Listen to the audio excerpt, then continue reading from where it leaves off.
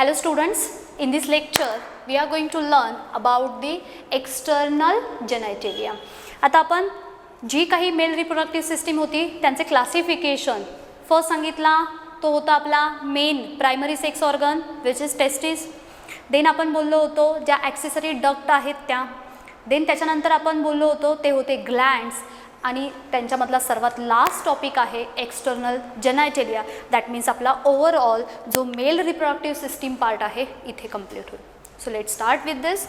External genitalia basically it comprises with the two part. First one is penis and second one is scrotum. आता म्हणजे काय external जेनायटेलिया? म्हणजेच externally जे mail reproductive system मधले organ visibly दिसत आहेत ते म्हणजेच काय असणार आहेत एक्सटर्नल जेनायटेलिया. टेस्टिस कन्सिडर केल्या तर अगेन त्यांचं सेक्शन घेऊन पाहावं लागलं आपल्याला. देन डक्ट्स असतील ह्या सर्व इंटरनल होत्या राईट. देन त्याच्यानंतर ग्लँड असतील अगेन ग्लँडचं सुद्धा सिक्रिशन इनसाइड बॉडी आहे जे बाहेरून ऑर्गन दिसतात. आणि असे जे ऑर्गन आहेत जे मेल रिप्रोडक्टिव्ह सिस्टीममध्ये अगेन इम्पॉर्टंट रोल प्ले करतात ते म्हणजे त्यांना कन्सिडर करणार एक्सटर्नल जेनायटेलिया. एवढे सिम्पल आहेत. आता जाऊयात आपण पेनिसकडे. First it is long cylindrical muscular and copulatory organ. आता हा एक्सटर्नल जेनायटेलिया मधला पार्ट जर मी याला कन्सिडर केलं तर मी ह्या रिजनला नेम देणार आहे इट इज पेनिस. कसं आहे कंपॅरेटिव्हली लेंथवाईज लॉंग आहे, मस्क्युलर आहे as well as copulatory organ. That means it helps during the copulation to transfer the male gamete to the site of fertilization or we can say towards the female gamete. Copulatory organ right. Now it is supported by erectile tissues. दोन वेगवेगळ्या टाईपच्या टिश्यूंपासून यांना support दिला जातो. And this two tissues are out of that two posterior tissues R there. Posterior and one anterior is there. One anterior. आता आपण पुढे ह्यांचा एक ट्रान्सफर सेक्शनही घेणार आहोत आणि मग हे टिश्यू कसे दिसतील ह्यांनाही कन्सिडर करणार आहोत. त्याच्या अगोदर पेनिसला सपोर्ट करणाऱ्या ज्या इरेक्टाईल टिश्यूज असतात दोन टाईपच्या टिश्यू कन्सिडर केले जातात आणि याच्यामध्ये पोस्टेरियर रिजनला दोन टिश्यू आहेत सेम आणि एक अँटेरियर रिजनला दिसते. पोस्टेरियरला ज्या दोन असतात त्यांना म्हटलं जातं कॉर्पोरा कॅव्हर्नोसा. नावं थोडीशी नवीन आहेत आपल्यासाठी पण ह्यांना लर्न करायचं आहे कारण अगेन ह्या दोन टिश्यूंवरती क्वेश्चन विचारला जातो. ट्रान्सफर सेक्शनमध्ये हे क्लिअर होईल. Two posterior tissue which support to the penis and these are corpora cavernosa. One anterior tissue is corpus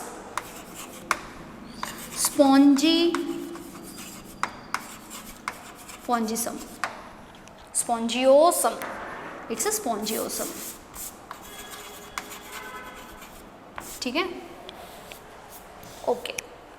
नाव आता ह्यांना जर कन्सिडर केले तर हा जो काही पार्ट आहे urinogenital duct get open into the penis. काय सांगितलं ह्याच्यासाठी आपण थोडंसं डायग्रामकडे जाऊयात.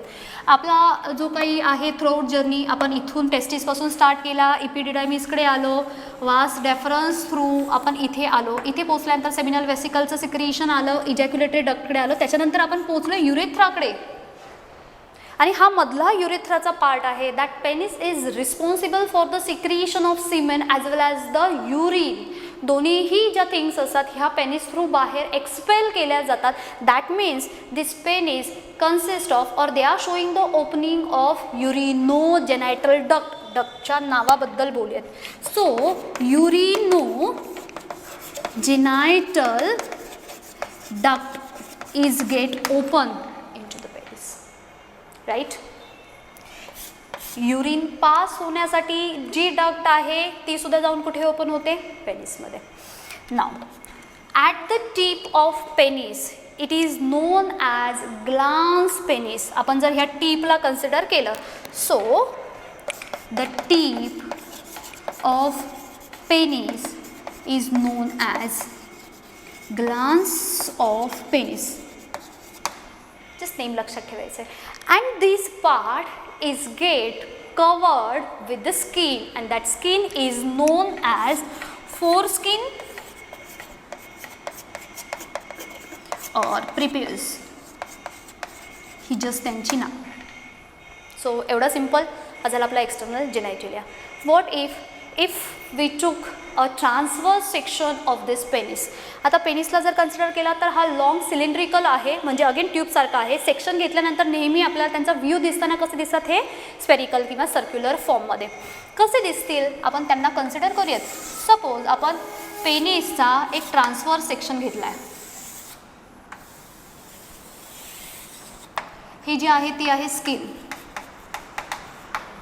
आता आतमध्ये काय सांगितले आपल्याला, 2 टाईपच्या टिश्यू, ह्यांना पेनिसला सपोर्ट करणाऱ्या 2 टिश्यू आहेत. ह्या 2 टिश्यूंना कन्सिडर करतो आपण, right. So first tissue I will draw over here and this one is the second one. Again it gets surrounded by the cover or we can say the membrane.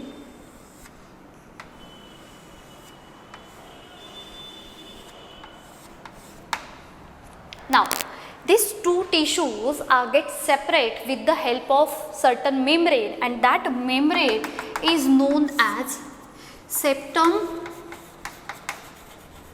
of penis. आता septum बद्दल आपण याच्या अगोदर सुद्धा बोललो.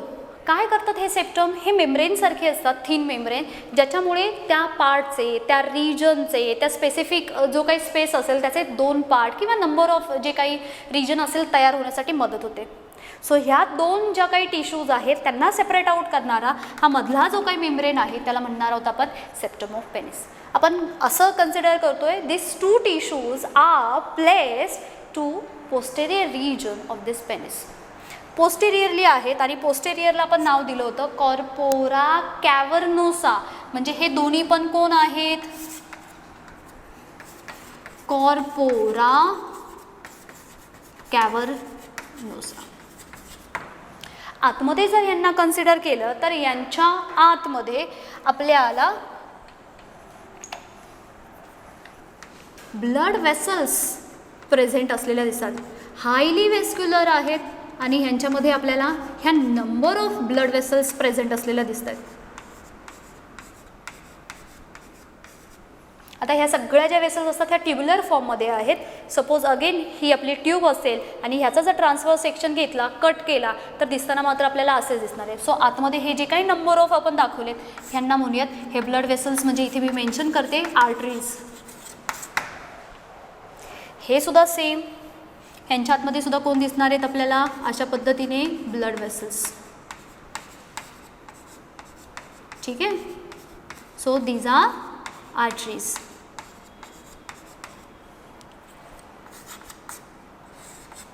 Carry करण्यासाठी. ठीक आहे. नाव पोस्टेरियरला 2 जे सापडले, आता आपण अँटेरियरला एक टिश्यू कन्सिडर करूयात. ही झाली अँटेरियरची एक single tissue. Again the single tissue consist of the number of blood vessels inside this tissue. हे सर्व काय आहेत, आर्टरीज आहेत.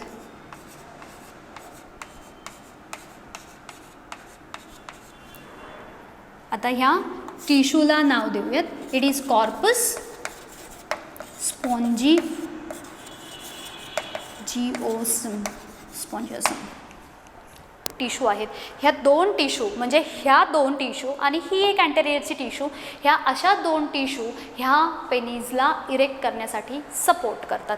नाव यांच्यामध्ये जर आपण आता इथे कन्सिडर केलं तर इथे अजून एक डक्ट मिळते आणि ह्या डक्टला म्हटलं जातं युरेथ्रा, किंवा हे फर्दर जाऊन ओपन कुठे होणार आहे, युरेथ्रामध्ये. म्हणजे इथे जे आपण मेन्शन केलं आहे युरिनोजेनायटल डक्ट थ्रू जे युरिनेशन पास होणार आहे त्याच्यासाठी हे रिस्पॉन्सिबल आहेत. It is urethra. मग इथे कोण सापडणार आहेत आपल्याला, हे जे काही असणार आहेत हे सर्व असणार आहेत connective tissue. These are the connective tissue.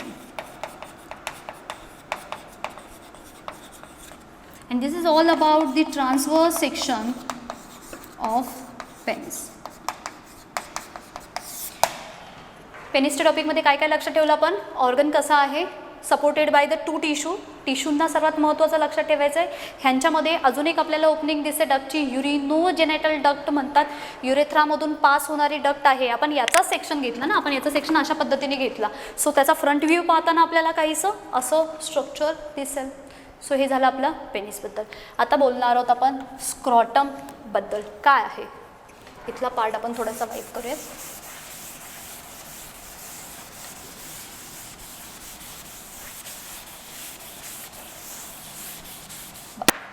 आता स्क्रॉटम याच्या अगोदर आपल्याला गेला. Scrotum is also known as the scrotal sac. It is loose pouch of pigmented skin lies behind the penis. आता ह्या टेस्टीज आहेत आणि इथे जर मला दाखवायची असेल तर ती अशा पद्धतीने ही जी काही पाऊच आहे, ज्या पाऊचमध्ये इथे आपल्याला टेस्टीज दिसणार आहेत. And the location wise this scrotal sac is get located behind the penis. कशी आहे? लूज आहे, पाऊच आहे, पिगमेंटेड स्किनचा, and lies behind the penis. Now आता कन्सिडर करूयात. जर फिटल डेव्हलपमेंटमध्ये पाहिलं, in fetal development this scrotal sac is get retain with the help of fibromuscular band, and this fibromuscular band is known as ग्युबरनॅक्युलम.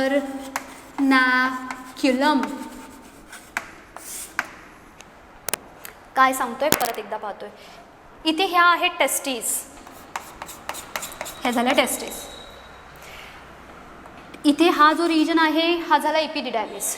ही जी काही scrotum आहे किंवा scrotal sac आहे, टेस्टीज यांच्यामध्ये रिटेन होतात, तशाच राहतात. सो इथे ह्या रिजनमध्ये आपल्याला फायब्रोमस्क्युलर बँड दिसतो आणि ह्या बँडला नाव देणार आहोत आपण ग्युबरनॅक्युलम. म्हणजे स्क्रॉटम सॅकला जर कन्सिडर केलं तर खालून हेल्प करतायत ग्युबरनॅक्युलम, आणि वरून ह्यांना टेस्टीजला जर कोण होल्ड करत असेल तर तिथे हेल्प करतात ते आहेत स्पर्मॅटिक कॉर्ड. स्पर्मॅटिक कॉर्ड. सो वरून टेस्टीजला होल्ड कोणी करून ठेवलंय? स्पर्मॅटिक कॉर्ड. स्पर्मॅटिक कॉर्ड म्हणजे टेस्टीजला जर कन्सिडर केलं तर खाली त्यांना कोण सपोर्ट करतात? खाली सपोर्ट करणारे कुठे गेले आपले? स्क्रॉटम आहेत, ह्या scrotal sac with the help of this band, आणि वरतून त्यांना कुणी होल्ड करून ठेवलं आहे? स्पर्मॅटिक कॉर्डने, आणि जेणेकरून ते त्या सॅकमध्ये टेस्टीज इझिली होल्ड पोझिशनमध्ये राहताना दिसून येतात.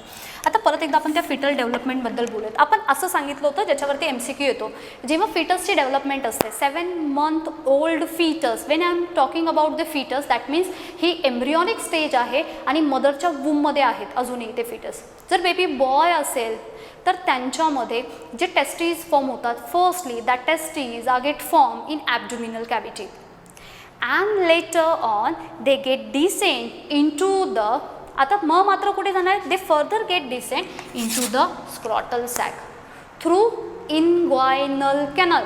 हे नाव फार महत्त्वाचं आहे. अगोदर ॲब्डोमिनल कॅव्हिटीमध्ये होत्या, तिथून त्या डिसेंड झाल्या, खाली आल्या. खाली कुठे आल्या? स्क्रॉटम सॅकमध्ये आल्या. तिथे कॅनाल कोणती वापरली? इनग्वायनल कॅनाल वापरली आपण. आणि मग जर अशी कंडिशन झाली नाही, व्हॉट इफ जर सपोज ही अशी कंडिशन झालीच नाही, तर त्या कंडिशनला आपण अगोदरच्या लेक्चरमध्ये एक नाव दिलं होतं, नाव होतं क्रिप्टोकायजिझम.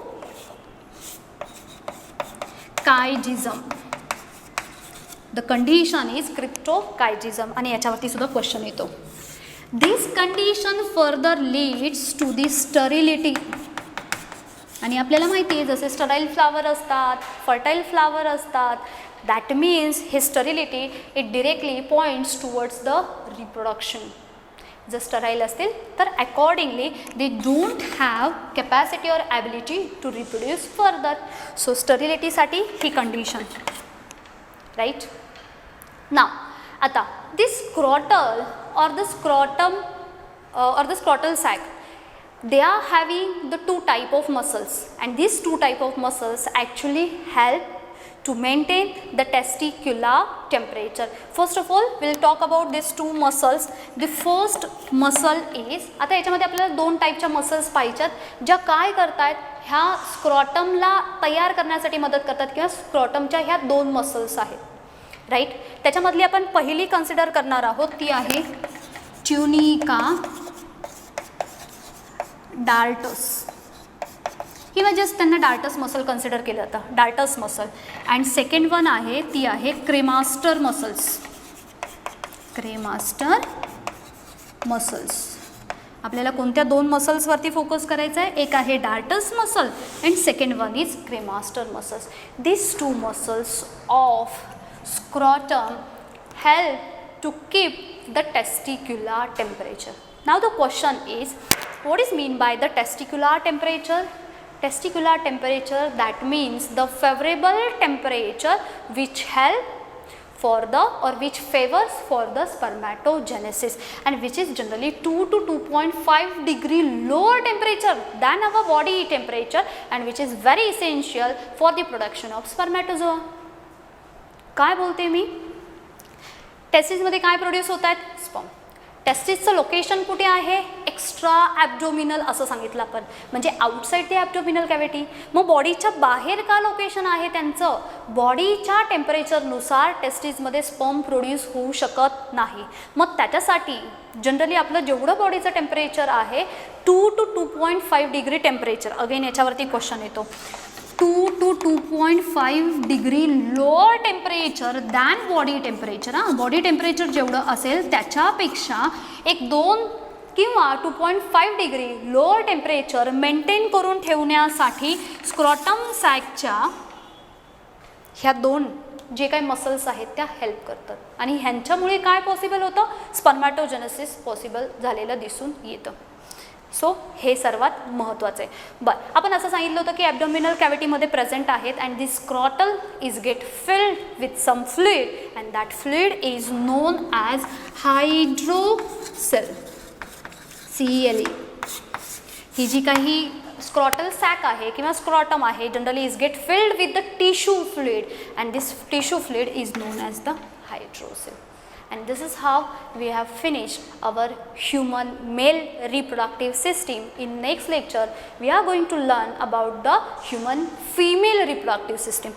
इथपर्यंतच्या पार्टमध्ये आपल्याला मेल रिप्रोडक्टिव्ह सिस्टीमचा पार्ट संपला. 4 महत्त्वाचे पार्ट याच्यामध्ये टेस्टिसच्या आपण एक 2 ते 3 डायग्राम कन्सिडर केल्या. पहिल्यांदा ह्युमन मेल रिप्रोडक्टिव्ह सिस्टीमची एक जनरल डायग्राम कन्सिडर केली, त्याच्यानंतर आपण त्यांचा लॉन्जिट्युडिनल सेक्शन कन्सिडर केला, त्याच्यानंतर आपण टेस्टिससाठी एक ट्रान्सवर्स सेक्शन कन्सिडर केला होता ज्याच्यामध्ये आपल्याला सेमिनिफेरस ट्युब्यूल दिसल्या होत्या गोल, सर्टोलाय सेल्स आणि जर्म सेल पाहिल्या होत्या, राईट. त्याच्यानंतर आपण आज पाहिले होते ते म्हणजे डक्टबद्दल बोललो, त्याच्यानंतर ग्लँडबद्दल बोललो आणि आता आपण पाहिलेत एक्सटर्नल जेनायटिलिया आणि आपण इथे ह्युमन मेल रिप्रोडक्टिव्ह सिस्टीम संपवली. थँक्यू.